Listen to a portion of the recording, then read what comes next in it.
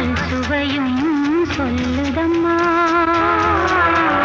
கண்மணியே காதல் என்பது கற்பனையோ காவியமோ கண் வரைந்த ஓவியமோ எத்தனை எத்தனை இன்பங்கள் நெஞ்சினில் பொங்குதம்மா பல்சுவையும் சொல்லுதம்மா.